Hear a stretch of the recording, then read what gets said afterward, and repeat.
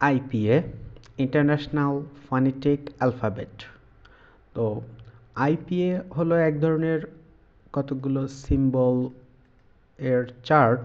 যদি আমরা আইপিএ এর হেল্প নিই তাহলে আমরা ইংরেজি যে শব্দগুলো শিখব সেটার সঠিক উচ্চারণ করতে সক্ষম হব। তারপর যে কোনো ওয়ার্ড এর যখন উচ্চারণ নিয়ে কনফিউশন তৈরি হবে তখন আমরা সেই আইপি এর সিম্বল দেখলে সেই কনফিউশনটা আমাদের ক্লিয়ার হয়ে যাবে। এরপরে নিয়মিত আইপিএ সহ আমরা যদি ইংলিশের ওয়ার্ড মিনিংগুলো পড়ি তাহলে আমাদের ইংলিশের ওয়ার্ডের উচ্চারণ অনেকটা নেটিভ স্পিকারদের মতো হয়ে উঠবে। এর ফলে যেটা হবে যে আমরা নেটিভ স্পিকারদের কথা বুঝতে পারবো বা তারাও আমাদের কথা, বিশেষ করে আমরা যখন ইংরেজিতে কিছু বলবো তখন তারাও সেটা বুঝতে পারবে। এবং অনেক সময় দেখা যায় যে ইংলিশ নিউজ চ্যানেলগুলো যখন আমরা দেখি অথবা যখন আমরা বিবিসি রেডিও শুনি তখন অনেক সময় আমরা অনেক শব্দ বুঝতে পারি না, কিন্তু আইপিএ সহ ওয়ার্ড মিনিং যখন আমরা পড়বো তখন আমাদের সেই জড়তাটা বেশ কেটে যাবে। আর শেষে বলা যায় যে যে কোনো ভাষা শিখতে বা যে কোনো ভাষা শেখাতে আমরা আইপিএর সাহায্য নিতে পারি। এটা আমাদের যখন দুইজন ব্যক্তি, ফর এক্সাম্পল কোনো ব্যক্তি যদি বাংলা শিখতে চায় আমরা এই আইপিএর সাহায্য নিয়েও তাকে আমরা বাংলা ভাষা শেখাইতে পারি। আমরা যদি আইপি এর শ্রেণী বিভাগ নিয়ে কথা বলি তাহলে মোটা দাগে আইপিএ কে দুটো ভাগে ভাগ করা হয়। একটা হচ্ছে ভাওয়েল সাউন্ড আর একটা হচ্ছে consonant sound. Vowel sound total হচ্ছে 20টা এবং কনসোনান্ট সাউন্ড হচ্ছে 24টা। এবার ভাওয়েল সাউন্ডকে আমরা 3 ভাগে ভাগ করতে পারি। একটা হচ্ছে শর্ট ভাওয়েল সাউন্ড যার সংখ্যা 7, লং ভাওয়েল সাউন্ড যার সংখ্যা 5। ইংরেজিতে মোট 5টি মাত্র লং ভাওয়েল সাউন্ড আছে। আর ডিপথংস হচ্ছে 8টি। এরপরে আমরা যদি কনসোনান্ট সাউন্ড নিয়ে কথা বলি তাহলে কনসোনান্ট সাউন্ডগুলোকে বিভিন্নভাবে ভাগ করা হয়। কনসোনান্ট সাউন্ডগুলোকে ম্যানার অফ আর্টিকুলেশন এবং প্লেস অফ আর্টিকুলেশন এই দুই ভাগে ভাগ করা যায়। তো ম্যানার অফ আর্টিকুলেশন এই অনুযায়ী ম্যানার অফ আর্টিকুলেশনের অর্থটা হচ্ছে খানিকটা এরকম যে কিভাবে উচ্চারণ করতে হবে। আর প্লেস অফ আর্টিকুলেশন হচ্ছে যে যখন আমরা একটা শব্দ উচ্চারণ করি তখন আমাদের স্পিচ অর্গান, তার মানে আমাদের দাঁত, জিহ্বা, আমাদের যে মুখের ভিতরে তালু যে অংশগুলো আছে যেগুলো উচ্চারণের সঙ্গে সম্পর্কিত, কোন অঙ্গের কোথা থেকে সেই উচ্চারণটা হয় এটা নির্ভর করে প্লেস অফ আর্টিকুলেশন। তো ম্যানার অফ আর্টিকুলেশন অর্থাৎ কিভাবে আমরা একটা শব্দ উচ্চারণ করি সেটার উপর নির্ভর করে কনসোন্যান্ট যে 24টা সাউন্ড আছে এগুলোকে 6টা ভাগে ভাগ করা যায়। প্লোসিভস 7টা, ফ্রিকেটিভস 9টা, অ্যাফ্রিকেটস 2টা, ন্যাজালস 3টা, অ্যাপ্রক্সিম্যান্টস 3টা, ল্যাটারাল 1। তো প্লেস অফ আর্টিকুলেশনের কথা যদি বলি তাহলে এটাকে আমরা 8 ভাগে ভাগ করতে পারি। বাইলিবিয়াল, লিভিওডেন্টাল, ডেন্টাল, অ্যালভেওলার, পোস্ট অ্যালভেওলার, প্লাটাল, ভেলার, গ্লটাল। তো এই যে ম্যানার অফ আর্টিকুলেশন এবং প্লেস অফ আর্টিকুলেশন এই বিভাজনটা যারা ইংলিশ ল্যাঙ্গুয়েজে বা ইংলিশ লিটারেচারে পড়ে, বিশেষ করে যাদের ফনেটিক্স বা লিঙ্গুইস্টিক্সের কোর্স আছে তাদের জন্য বেশ এগুলো জানা এবং এগুলোর ডিটেলস জানা খুব জরুরি। কিন্তু আমি মনে করি একজন সাধারণ স্টুডেন্টের জন্য এগুলো জানা খুব বেশি জরুরি না। আই মিন জানলে তো ভালো, যে কোনো জিনিস যে কেউ জানতে পারে, যার জ্ঞান যত গভীর হবে তত ভালো। কিন্তু এগুলো ছাড়াও আমরা সহজভাবে আইপিএটা কনসোন্যান্টকে আমরা নিজেদের মতো করে সাজায় শিখতে পারি। যেমন মনে করেন যে আইপিএ সিম্বলগুলো আমাদের প্রচলিত ইংরেজি অক্ষরের সঙ্গে মিলে যায় সেগুলোকে আমরা ইজি কনসোন্যান্ট সাউন্ড বলতে পারি। আর কিছু কিছু আইপিএর সিম্বল আছে যেগুলো ইংরেজি বর্ণমালার সঙ্গে মেলে না, সেগুলো বেশ আননোন বা সেগুলোকে আমরা ডিফিকাল্ট কনসোন্যান্ট সাউন্ড হিসেবে ধরতে পারি। তাহলে প্রথমে থেকে শুরু করা যাক। প্রথমে আমরা কথা বলবো ইংরেজি শর্ট ভাওয়েল যে 7 7টি সাউন্ড আছে, সেই 7টি শর্ট ভাওয়েল নিয়ে আমরা কথা বলা শুরু করি। 7টি শর্ট ভাওয়েলের 1 নম্বর যেটা আছে সেটা ইংরেজি অক্ষর আই এর মতো, কিন্তু এর উচ্চারণ হবে ই। যেমন পিন। পিন শব্দটাকে যদি আমরা একটু ভাগ করে বলার চেষ্টা করি তাহলে এমন হয় যে প ই ন, এই যে মাঝখানে ই সাউন্ডটা, সেটা হচ্ছে এই 1 নম্বর শর্ট ভাওয়েলের সাউন্ড, ই সাউন্ড। 2 নম্বর আছে ইংরেজি ই এর মতো দেখতে, কিন্তু এর উচ্চারণ হবে এ। যেমন বেট, ব এ ট, বেট, এই যে এ সাউন্ড। 3 নম্বর সাউন্ডটা হচ্ছে ক্যাট, 3 নম্বর সাউন্ড হচ্ছে এ সাউন্ড। এ সাউন্ডটা হচ্ছে যেমন ক্যাটের ভিতরে আমরা দেখি ক এ ট, ক্যাট। 4 নম্বর সাউন্ড হচ্ছে আ সাউন্ড, যেটা কাম। 5 নম্বর হচ্ছে অ সাউন্ড, যেমন পট। 6 নম্বর হচ্ছে উ সাউন্ড, যেমন পুট। 7 নম্বর সাউন্ড, যে 7 নম্বর যে শর্ট ভয়েল আছে, এটা ইংলিশে বেশ কঠিন একটা সাউন্ড। এটার উচ্চারণ আর মতো না, আবার অর মতো না, আ এবং অ এর মাঝামাঝি একটা সাউন্ড, এবং এর উচ্চারণ বেশ আস্তে করা যায়, এবং এর উচ্চারণ না করলেও অনেক সময় সমস্যা হয় না, এরকম আর কি। তো এটার উচ্চারণ, এটাকে বলা হয় শোয়া আ, উচ্চারণ হচ্ছে অ্যাবাউট। অ্যাবাউটের প্রথমে যে ছোট একটা আ থাকে, আ খুব আস্তে উচ্চারণ হয়, এটাই হচ্ছে 7 নম্বর শর্ট সাউন্ড, আ সাউন্ড। এরপরে আমরা যে 5টি লং ভাওয়েল আছে সেগুলো নিয়ে কথা বলি। 5টি লং ভাওয়েলের প্রথমে আছে ই সাউন্ড। এটা শর্ট সাউন্ডের ই, আর এইটার ই তফাৎটা হচ্ছে যে এখানে লং সাউন্ডের সময় ইটা একটু টেনে বলতে হবে, শর্ট সাউন্ডের সময় ইটা ছিল সংক্ষিপ্ত এবং শর্ট ই, কিন্তু এইখানকার ইটা হচ্ছে বেশ একটু লম্বা। লম্বা মানে এরকম না যে বেশ টেনে টেনে লম্বা বলতে হবে, লম্বা মানে এরকম যে সামান্য একটু লম্বা। যেমন আমরা যদি খেয়াল করি যে আমাদের শর্ট সাউন্ডের ই ছিল পিন, ই পিন, আর এখানকার ইটা হবে একটু টেনে, যেমন বিট, ওটা ছিল ই, এটা হচ্ছে ই। একইভাবে 2 নম্বরের যে আ সাউন্ডটা আছে সেটা হচ্ছে যে আ, এবং খেয়াল করুন 3 নম্বরেও আমাদের আর একটা আ সাউন্ড আছে। তো লং সাউন্ডের 2 নম্বরে আ, 3 নম্বরেও আ। এই দুটো আর ভিতরে পার্থক্য হচ্ছে 2 নম্বরের যে আ, এই আটা বলার সময় আমাদের জিহ্বাটা একটু ভাঁজ হয়ে ভিতরের দিকে আসে, এবং এই আটার সময় আমাদের একটু র সাউন্ড এর সঙ্গে যুক্ত থাকে, তার মানে আর এই টাইপের। যেমন বার্ড, গার্ল। তো আমরা যদি বার্ড এবং গার্ল নিজেরা বলি তাহলে আমরা খেয়াল করব যে আমাদের জিহ্বা একটু ভাঁজ হয়ে ভিতরের দিকে আসছে। আর 3 নম্বরে আ, এই আ উচ্চারণের সময় জিহ্বা স্বাভাবিক থাকে, যেমন হাফ। আর একটা উদাহরণ আমরা বলতে পারি, যেমন কার। যাই হোক, এরপরে লং সাউন্ডের 4 নম্বর হচ্ছে, আমরা যদি খেয়াল করি শর্ট সাউন্ডের 5 নম্বর হচ্ছে উল্টো এ থাকলে অ সাউন্ড, শর্ট অ। আর লং সাউন্ডের 4 নম্বর উল্টো সি থাকলে এটাকে আমরা বলতে পারি অ সাউন্ড। এই অটা একটু টেনে বলতে হবে। টর্ন, উদাহরণ হচ্ছে টর্ন, অ। আচ্ছা, এবার 5 নম্বরটা হচ্ছে উ সাউন্ড, যেমন ফুড। আর একটা জিনিস খেয়াল করার দরকার, সেটা হয়েছে যে লং সাউন্ডের যে 5টি লং সাউন্ড আছে প্রত্যেকের পাশে আমরা দুটো ডট আছে বলতে পারি, বা ক্লোন আছে, যাই বলি না কেন, এই দুটো যে ডট, এই ডট থাকলে পরে সেটা লং সাউন্ড হয়। আর একটা মজার জিনিস আছে ইংলিশে বেশিরভাগ ক্ষেত্রে যখন দুটো ভায়েল পাশাপাশি থাকে কোনো শব্দের ভিতরে, দুটো ভায়েল পাশাপাশি থাকে, সেই উচ্চারণটা একটু লম্বা হয়, কিন্তু সব সময় হয় এমনটা না, কিন্তু বেশিরভাগ ক্ষেত্রে সেটা দেখা যায়। আচ্ছা,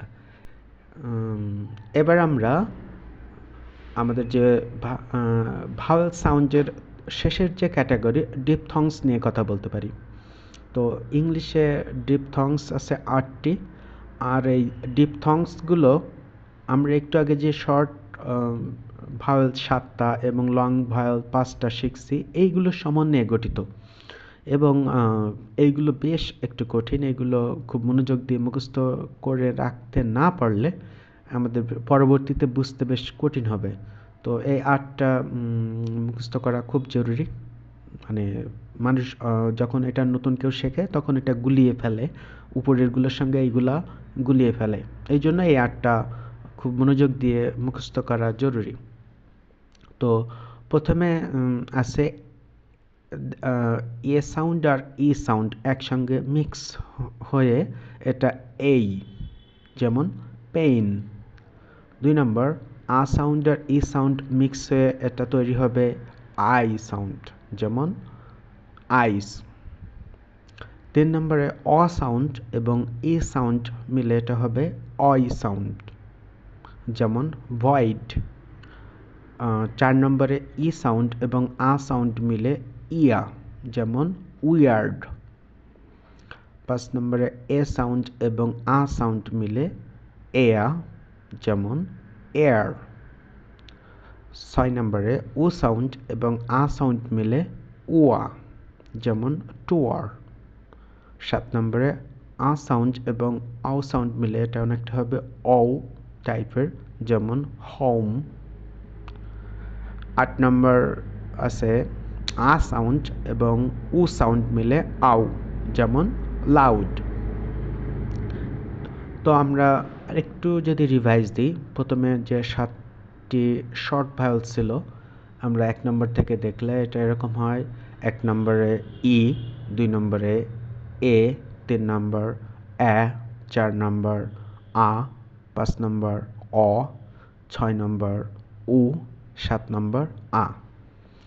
এরপরে যে 5টি লং সাউন্ড আছে সেগুলো 1 নম্বর ই, 2 নম্বর আর, 3 নম্বর আ, 4 নম্বর অ, 5 নম্বর উ। এরপরে যে 8টি ডিপথংস আছে সেগুলো 1 নম্বর এই, 2 নম্বর আই, 3 নম্বর অই, 4 নম্বর ইয়া, 5 নম্বর এয়া, 6 নম্বর উয়া, 7 নম্বর ও, 8 নম্বর আও।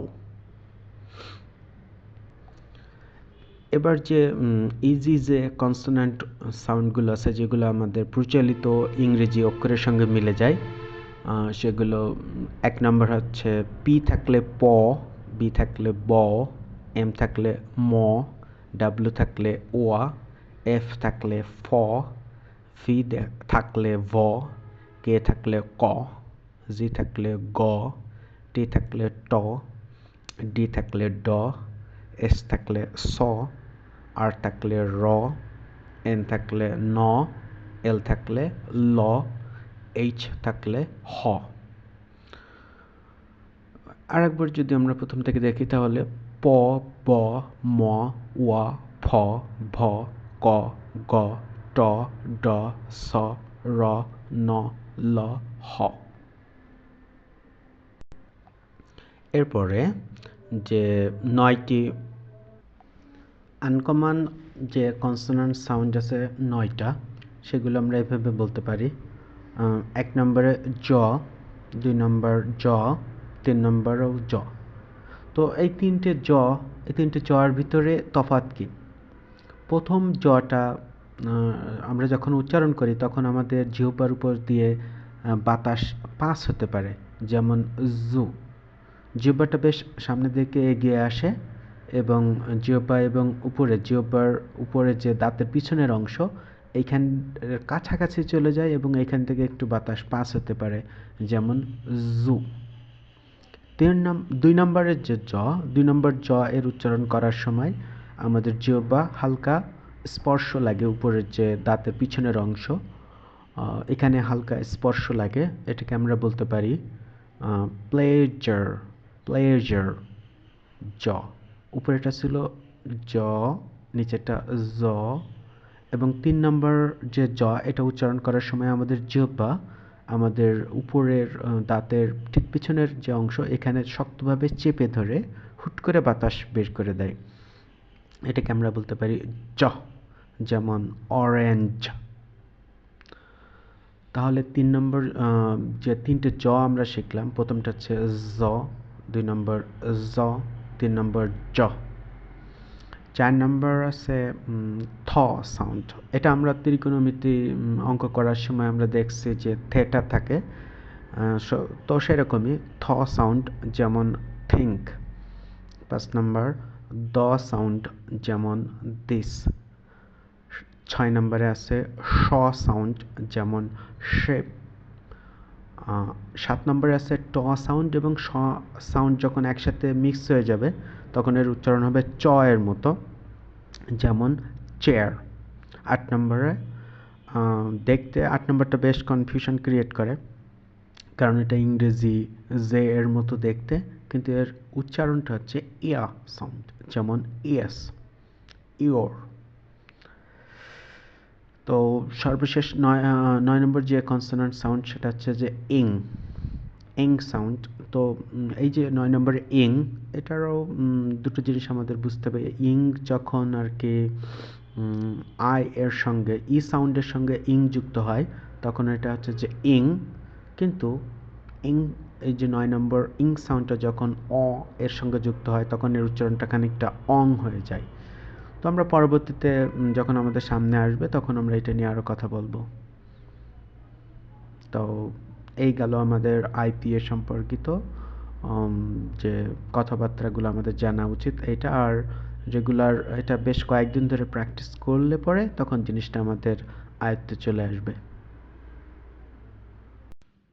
এবার আমরা কিছু উদাহরণ নিয়ে কথা বলতে পারি। তো আমাদের প্রথম যে অংশ আছে আইপিএ সাউন্ড প্রথম কলামে, দ্বিতীয় কলামে আছে আইপিএ সাউন্ড দিয়ে যে ইংলিশ ওয়ার্ড গঠিত হয়, সেই ইংলিশ ওয়ার্ড মানে এই শব্দগুলি আমরা বইতে পড়ি আর কি। আর শেষের কলামে আছে বাংলা অর্থ। তো আইপি এর প্রথম যে সাউন্ড আমরা দেখতে পাচ্ছি এটা আছে অ্যা, ড, একসঙ্গে বললে অ্যাড।